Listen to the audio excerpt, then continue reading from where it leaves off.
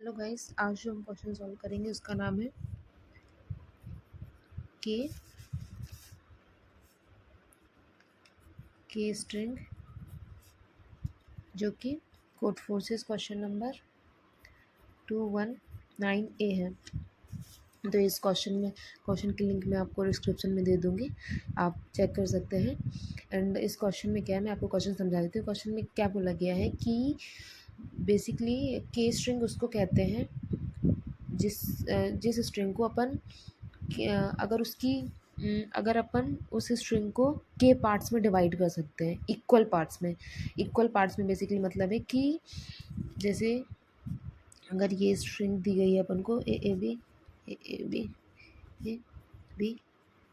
ए B, ठीक है। अगर ये स्ट्रिंग दी गई है तो बेसिकली इसको वन स्ट्रिंग कह सकते हैं अपन। वन स्ट्रिंग क्यों? यहाँ के की वैल्यू वन है तो इसको वन पार्ट में तो डिवाइड कर ही सकते हैं। हर स्ट्रिंग जो है वो वन स्ट्रिंग तो रहेगी, क्योंकि उसको एक पार्ट में डिवाइड कर सकते हैं। डिवाइड करने का यहाँ पे बेसिकली मैं डिवाइड करने का यूज़ कर रही हूँ। बाकी क्वेश्चन में ऐसा बोला गया है कि अगर उस स्ट्रिंग को के के सिंगल स्ट्रिंग को अगर मतलब एक स्ट्रिंग को अगर के टाइम्स कॉनकैटिनेट कर दें अपन, यानी कि अगर कंबाइन कर दें तो ये स्ट्रिंग बने के इक्वल स्ट्रिंग्स को। जैसे कि ये स्ट्रिंग दी गई है तो अगर आप यहाँ पे देख रहे हो कि अगर ए बी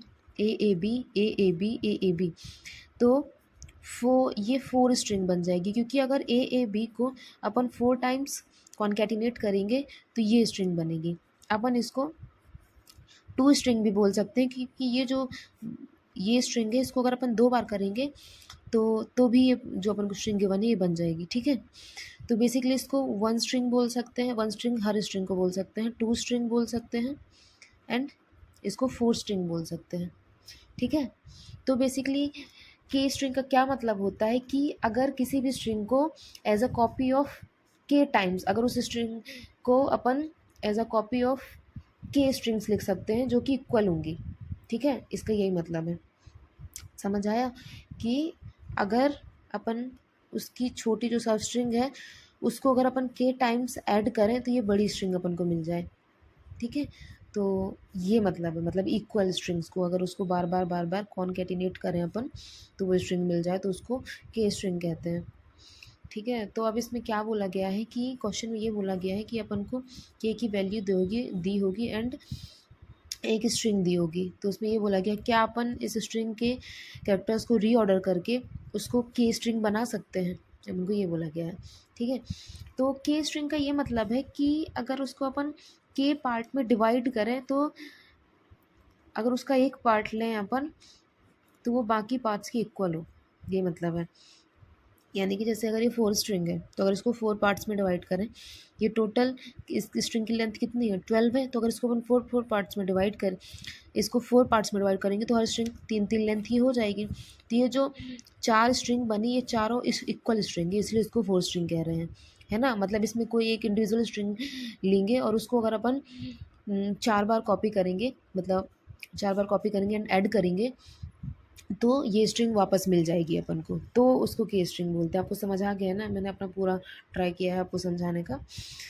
तो अपन को के की वैल्यू दी होगी और एक स्ट्रिंग दी होगी, उसके एलिमेंट्स को अरेंज करके हमें बताना है कि के स्ट्रिंग बन सकती है कि नहीं बन सकती है। जैसे कि एग्जांपल में के इज़ इक्वल टू 2 दिया है और हमको ये स्ट्रिंग दी गई है तो हमको इसको के स्ट्रिंग बनाना है। तो के स्ट्रिंग का क्या मतलब है कि अगर हम इसको दो पार्ट्स में डिवाइड करें तो वो इक्वल होनी चाहिए, तो इक्वल तो नहीं है। तो अपन क्या कर सकते हैं, अगर इसको ए जेड करके लिखेंगे तो ये टू स्ट्रिंग बन सकती है, क्योंकि ए जेड इक्वल है ना।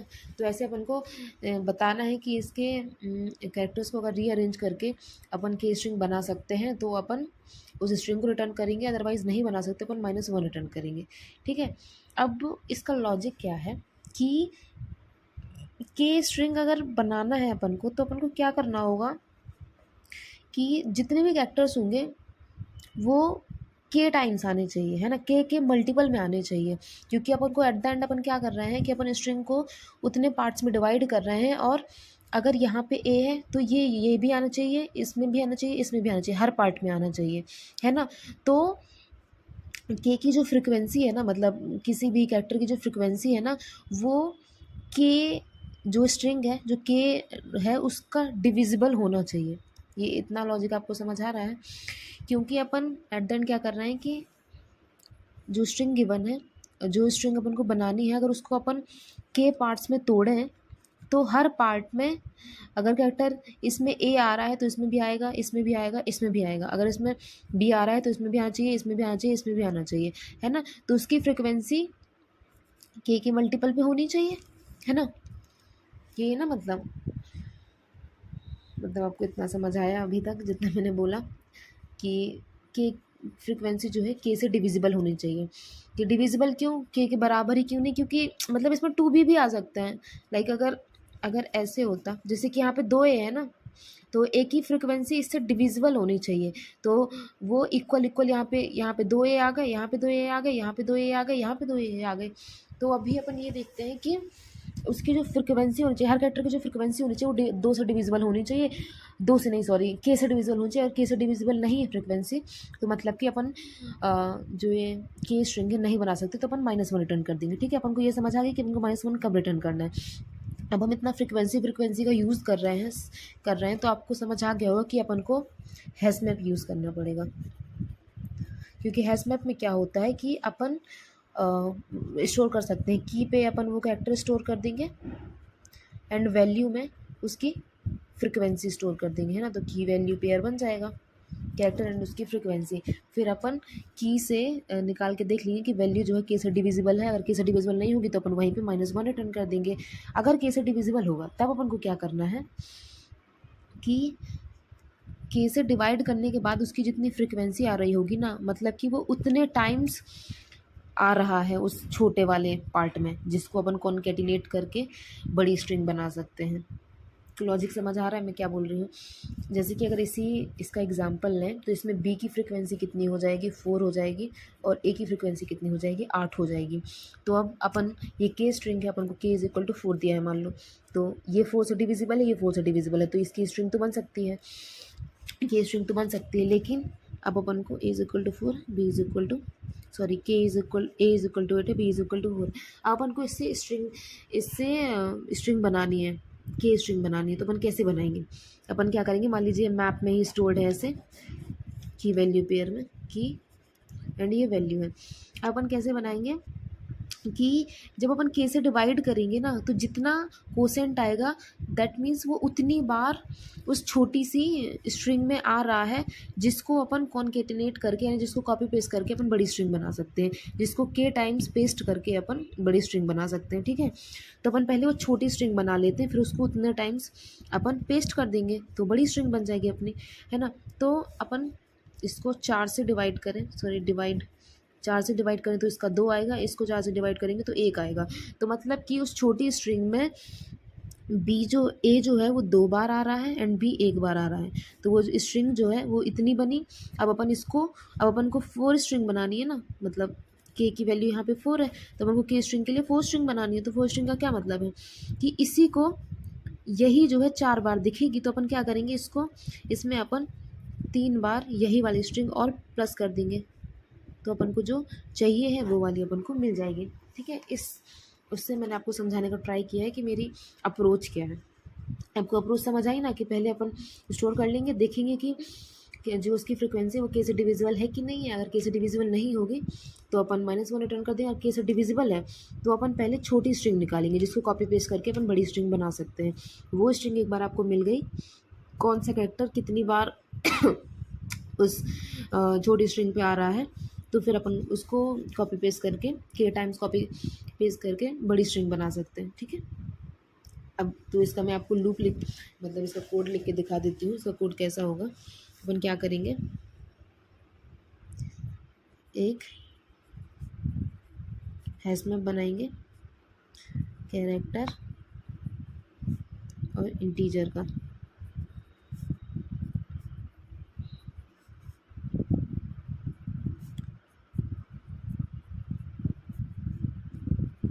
ठीक है, जैसे जब हम इनिशियलाइज करते हैं ऐसे। अपन क्या करेंगे, for int i = 0 to string की जितनी लेंथ होगी वहाँ तक अपन लूप चला देंगे। ठीक है, और अपन क्या करेंगे कि अपन डायरेक्ट ऐसे लिख सकते हैं कि जो कैरेक्टर है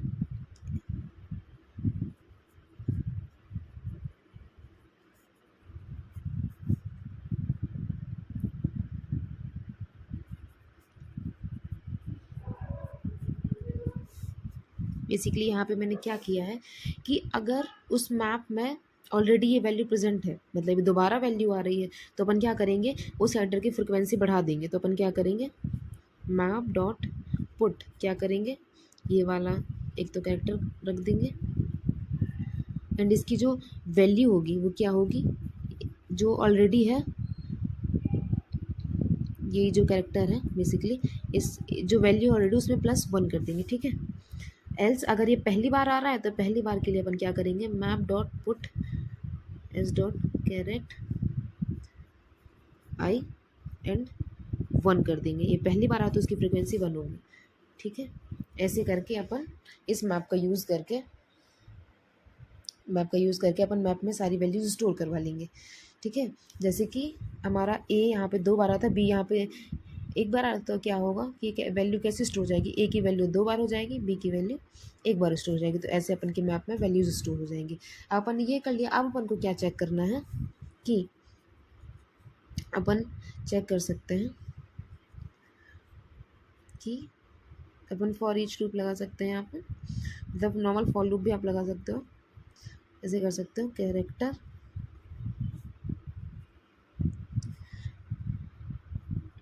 मैप डॉट की सेट, मतलब ये इससे हमें सारी की वैल्यूज़ मिल जाती हैं, जो जो की है उसका पूरा सेट मिल जाता है, उसका पूरा एरे मिल जाता है और उसमें अपन ट्रेवर्स कर देते हैं। हमको पता है कि की क्या है, कैरेक्टर है, तो अपन ने डायरेक्टली ऐसे ये लूप लगा दिया है, फॉर ईच लूप लगा दिया है, इसको फॉर ईच लूप कहते हैं। तो क्या होगा इसमें, क्या होगा कि अपन क्या देखेंगे कि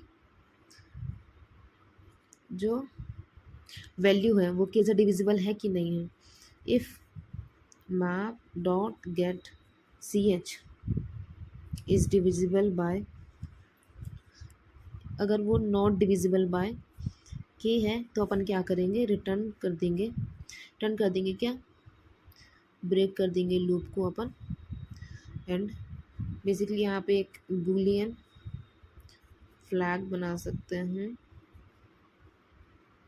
जो कि फॉल्स है। तो यहाँ पे क्या कर देंगे, ब्रेक करने से पहले फ्लैग की वैल्यू ट्रू कर देंगे एंड इसको ब्रेक कर देंगे। और अगर ऐसा नहीं है तो अपन क्या करेंगे, एक रिज़ल्ट स्ट्रिंग बना सकते हैं, अगर ये ऐसा नहीं है तो अपन क्या करेंगे कि जो रिज़ल्ट स्ट्रिंग है उसमें मान लीजिए इसका काउंट स्टोर कर लेते हैं कि इस कैरेक्टर का काउंट कितना आया, map dot get C H आया, ठीक है, इसका काउंट। तो अपन क्या करेंगे कि जब तक काउंट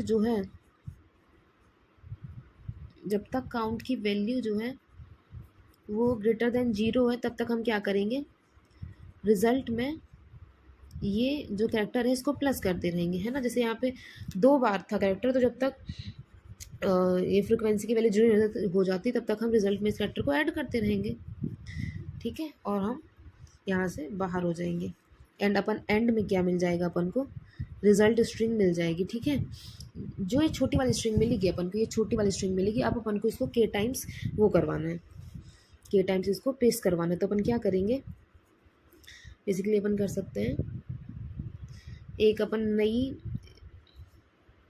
स्ट्रिंग बना सकते हैं आंसर, ठीक है। आंसर अपन एम्प्टी स्ट्रिंग बना सकते हैं। अपन क्या करेंगे कि वाइल इज़ ग्रेटर देन 0, जब तक ये बड़ा है तब तक अपन क्या करेंगे, आंसर में के टाइम्स अपन को पेस्ट करवाना है, तो आंसर में अपन क्या करेंगे, रिज़ल्ट को प्लस करवा देंगे और यहाँ से अपन अपना सिस्टम डॉट आउट कर देंगे आंसर। हाँ, और यहाँ पे अपन क्या कर सकते हैं कि इफ़ यहाँ पे एक बार चेक कर सकते हैं कि अगर फ्लैग जो है वो ट्रू आ गया है तो हमें क्या करना है, हमें सिस्टम डॉट आउट करना है -1। एल्स हमको ये बनाना है, ये आंसर की बनानी है और फिर इसमें इसको आंसर को रिटर्न करना है, ठीक है ना। अगर वो यहाँ से ब्रेक हो गया है लूप और फ्लैग जो है ट्रू है तो मतलब कि स्ट्रिंग फॉर्म नहीं हो सकती है, ठीक है, क्योंकि k से डिविजिबल नहीं है। लेकिन अगर ये पूरा लूप चला है, रिजल्ट बना है और फ्लैग जो है वो ट्रू नहीं हुआ है, तो अपन क्या करेंगे, एक नया आंसर स्ट्रिंग बनाएंगे और इसमें रिजल्ट जो है अपन उसको कॉपी पेस्ट करेंगे k टाइम्स एंड एंड में रिटर्न कर देंगे अपना आंसर। ठीक है, तो ये क्वेश्चन अपना सॉल्व हो गया है। अब इसमें छोटे छोटे ऑप्टिमाइजेशन क्या कर सकते हैं अपन, कि मैंने आपको बताया था कि जावा में जो स्ट्रिंग होती है, जावा में जो स्ट्रिंग होती है वो होती है इम्यूटेबल। मतलब कि जब जब जब हम इसमें आंसर पे प्लस कर रहे हैं रिजल्ट, तब और यहाँ पे भी जब कैरेक्टर कर रहे हैं तो हर बार ना न्यू स्ट्रिंग फॉर्म हो रही है, तो इसमें ना स्पेस कॉम्प्लेक्सिटी ज़्यादा हो जाती है। तो अपन क्या करें, सबसे पहले क्या कर सकते हैं, अपन स्ट्रिंग की जगह स्ट्रिंग बिल्डर का यूज़ कर सकते हैं। ठीक है, एंड तो ये एक ऑप्टिमाइजेशन है जो इसमें कर सकते हैं। दूसरा अपन क्या कर सकते हैं कि अब जैसे कि अपन को पता है क्वेश्चन में दिया गया है कि जो सारे कैरेक्टर्स हैं ना वो लोअर केस इंग्लिश लेटर्स ही होंगे, लोअर केस होंगे बेसिकली। तो अपन को पता है कि वो 26 ही होंगे। तो हैश मैप में इंटरनली अपन को बाहर से तो लगता है कि ये O(1) टाइम ही लग रहा है पुट में और ऐड में, बट स्टिल O(1) से थोड़ा सा स्लाइटली बड़ा टाइम लगता है, क्योंकि इसमें बेसिकली हैशिंग वगैरह होती है एंड उसका हैश कोड निकाला जाता है, फिर वो पर्टिकुलर बकेट में जाता है, फिर वहाँ पे सर्च करता है। तो थोड़ा सा मतलब जो इसका इंटरनली काम है वो ज़्यादा होता है। अगर हमें छोटी चीज़ें ही चाहिए हैं तो हमें, अब जैसे कि हमको पता है डिफाइंड है कि हमें इसमें लोअर केस इंग्लिश लेटर्स ही होंगे और कुछ नहीं होगा स्ट्रिंग में। लेकिन अगर अपन को ऐसा होता है कि स्ट्रिंग कुछ भी हो सकती है, कुछ भी अटैच हो सकती है, तो अपन उसमें मैप यूज़ करें। लेकिन अगर अपन को डिफाइंड है कि लोअर केस या अपर केस इंग्लिश लेटर्स ही हैं, तो 26 होते हैं, तो अपन क्या कर सकते हैं कि एक 26 साइज़ का एक एरे बना सकते हैं। मैं आपको बता देती हूँ ये वाली ऑप्टिमाइजेशन।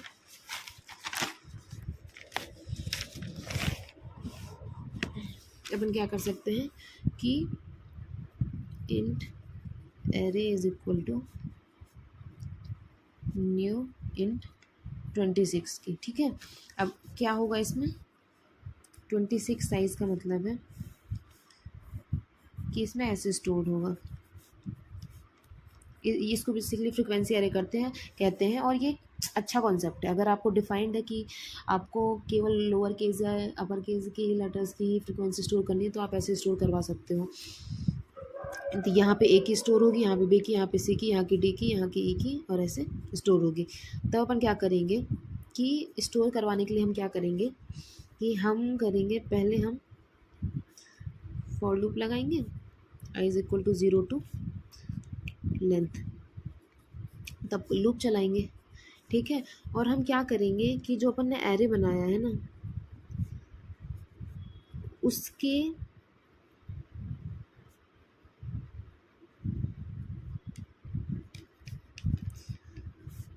इसका ये मतलब है कि हमें इंडेक्सिंग कैसे पता चलेगी कि हमें कौन से उस पर स्टोर करवाना है। तो इस पर आई नहीं होगा, सॉरी, यहाँ पे होगा वो कैरेक्टर एस डॉट कैरेट आई।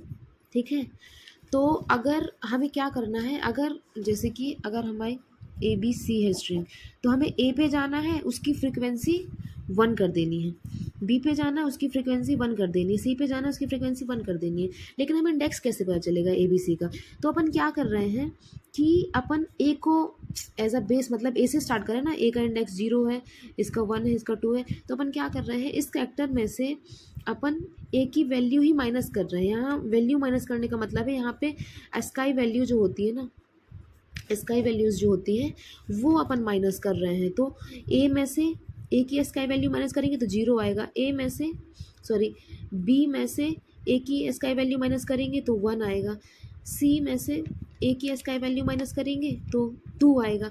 तो बेसिकली ऐसे वैल्यू माइनस करने से क्या होगा, ए की वैल्यू स्टैंडर्ड माइनस करने से हम उस इंडेक्स पे चले जाएंगे और वहाँ पे फ्रिक्वेंसी जो है प्लस प्लस कर देंगे। ठीक है, तो ऐसे फ्रिक्वेंसी स्टोर होगी। आपको समझ आ गया ना।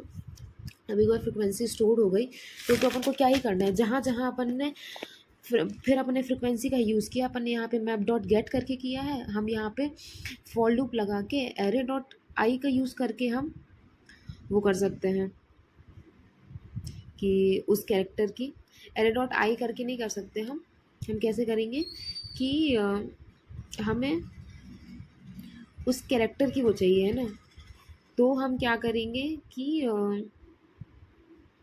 हाँ हम इसमें क्या कर सकते हैं, तो बेसिकली हम क्या करेंगे इस पर हम चेक करेंगे। देखिए हम क्या करेंगे, हम एक फॉर लूप लगाएंगे int I is equal to 0 to 26, ठीक है। और हम चेक करेंगे कि एरे ऑफ आई की वैल्यू जो है वो कैसे, अगर डिजिबल नहीं है तो हम लूप ब्रेक कर जाएंगे। अब यहाँ पे क्या होगा कि आप सोचोगे कि सारे 26 के 26 कैरेक्टर तो होंगे नहीं उस स्ट्रिंग पे, तो जहाँ जहाँ जीरो होगा वहाँ वहाँ तो मतलब कोई कैरेक्टर ही नहीं, तो वो तो ऑलरेडी डिविजिबल हो जाएगा।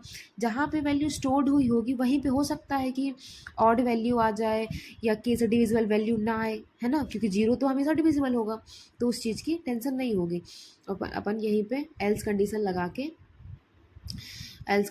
अपन क्या कर सकते हैं कि अपन यहाँ से एरे डॉट आई से अपन फ्रिक्वेंसी निकाल लेंगे और उसको डिवाइड करके के पे देख लेंगे कि उतने टाइम तक वो लूप जो है वो चलना चाहिए। यहाँ पे ना एक गलती कर दी है, आप एक बार ध्यान दे लीजिएगा। यहाँ पे जो काउंट वैल्यू है ना, मैप डॉट गेट कैरेक्टर की नहीं है, डिवाइडेड बाय के है, वो उतने टाइम्स आएगा ना, स्मॉल वाली जो स्ट्रिंग है उसमें डिवाइड बाय के टाइम्स आएगा, ठीक है। आप यहाँ पे एक बार ध्यान दे लीजिएगा, ठीक है। तो ऐसे ही सेम यहाँ पे करेंगे, जो काउंट वैल्यू आएगी वो डिवाइडेड बाय के आ जाएगी, एंड फिर अपन वैसे ही वाइल लूप चला देंगे कि काउंट जब तक ग्रेटर देन 0 है तब तक हम रिजल्ट स्ट्रिंग पे ये कैरेक्टर जो है ऐसे ऐड कर देंगे। अब यहाँ पे कैरेक्टर कैसे मिलेगा, वैसे ही यहाँ पे कैरेक्टर हमको कैसे मिलेगा, यहाँ पे कैरेक्टर मिलेगा हमको जो करंट इंडेक्स की वैल्यू है उसमें अगर अपन ये स्टोर कर देंगे एरे का और इसको कैरेक्टर में चेंज कर देंगे। मतलब बेसिकली अपन ने क्या किया है इसको कि बेसिकली यहाँ पे अपन ने इम्प्लिसिट कास्टिंग करी है, यानी कि करंट जो मतलब ए का जो वो होगा क्या नाम से, ए की जो एस्काई वैल्यू होगी उसमें अपन ने करंट कितना दूर है उससे, मतलब करंट जो इंडेक्स है उसको ऐड कर दिया है। तो अपन को जैसे मान लीजिए अगर बी हुआ तो आई की वैल्यू कितनी होगी, 1 होगी, तो जो एस्काई वैल्यू ए की होगी उसमें 1 प्लस हो जाएगा, तो बी की एस्काई वैल्यू मिल जाएगी और उसको अपन ने कैरेक्टर में चेंज कर दिया, तो रिजल्ट में वो अपन ऐड कर देंगे, है ना। तो फाइनल फिर सेम ही होगा, रिजल्ट अपन को मिल गया, फिर अपन क्या करेंगे कि उसको के टाइम्स पेस्ट कर देंगे न्यू स्ट्रिंग पे, तो ये क्वेश्चन आपका सॉल्व हो जाएगा। तो इस क्वेश्चन में कितनी टाइम कॉम्प्लेक्सिटी जो लगी, इस क्वेश्चन की टाइम कॉम्प्लेक्सिटी कितनी हो जाएगी, पहले तो हमने 26 का ये एरे बनाया है तो स्पेस कॉम्प्लेक्सिटी हमारी O ऑफ 26 हो गई, ठीक है। एंड टाइम कॉम्प्लेक्सिटी कितनी हो जाएगी, हमने एक ये 26 साइज का एक फॉर लूप चलाया, एक तो हमने यहाँ पे एस साइज़ का जो भी इसकी लेंथ होगी एन, उस साइज़ का हमने एक वो चलाया है, स्टोर करने के लिए चलाया है, ठीक है। एंड इसके बाद हमने 26 साइज़ का एक एरे मतलब बाहर फॉर लूप चलाया है, एंड अंदर क्या किया है, अंदर हमने काउंट की वैल्यू मैक्स कितनी हो सकती है, काउंट की वैल्यू मैक्स हो सकती है, तो काउंट की वैल्यू मैक्स हो सकती है कि स्ट्रिंग की लेंथ के बराबर ही हो जाए, पूरा स्ट्रिंग की लेंथ के बराबर हो जाए अगर ये, तो हो सकती है। तो उतनी अगर हो जाएगी तो ये लूप कितने टाइम चलेगा, तो ये बाहर वाला लूप होगा ये एक, मतलब ये तो 26 टाइम्स चलेगा, लेकिन ये जो अंदर वाला लूप है फिर वो एक ही बार चलेगा, है ना, n टाइम्स। तो बेसिकली इस कोड की टाइम कॉम्प्लेक्सिटी जो हो जाएगी वो O ऑफ n ही हो जाएगी। तो इस क्वेश्चन की time complexity O of n हो गई, एंड स्पेस कॉम्प्लेक्सिटी जो हो जाएगी वो ओ ऑफ 26 हो जाएगी। एंड अच्छा, ओ ऑफ 26 बस नहीं होगी, क्योंकि एरे बस यूज़ नहीं कर रहे हैं हम, एक रिज़ल्ट स्ट्रिंग भी यूज़ कर रहे हैं और एक एक आंसर स्ट्रिंग भी यूज़ कर रहे हैं। तो इनकी मैक्स साइज़ कितनी हो सकती है? अगर हम ओ ऑफ एन, यहाँ पे एन क्या लिख रहे हैं, स्ट्रिंग की साइज़ ले रहे हैं, तो ये पूरा का पूरा रिज़ल्ट, मतलब जो आंसर बनेगा वो एट द एंड जितनी स्ट्रिंग थी पहले उसकी उतनी साइज़ के बराबर ही बनेगा, तो ओ ऑफ एन हो जाएगा। तो टाइम कॉम्प्लेक्सिटी भी ओ ऑफ एन हो गई एंड स्पेस कॉम्प्लेक्सिटी भी ओ ऑफ एन हो गई। तो ये क्वेश्चन मैंने पूरा ट्राई किया आपको समझाने का। आपको नहीं समझ आया तो आप दोबारा इस क्वेश्चन को मतलब वीडियो को देख सकते हैं, और अगर आपको फिर भी कोई डाउट आ रहा है तो आप मुझे कमेंट सेक्शन में ज़रूर बताइएगा, मैं ट्राई करूँगी आपका रिप्लाई देने का। And thank you so much.